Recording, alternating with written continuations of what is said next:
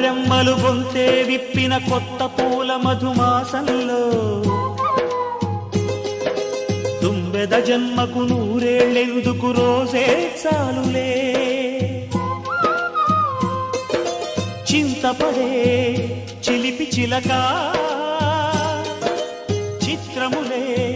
బ్రతుకు నడక పుట్టే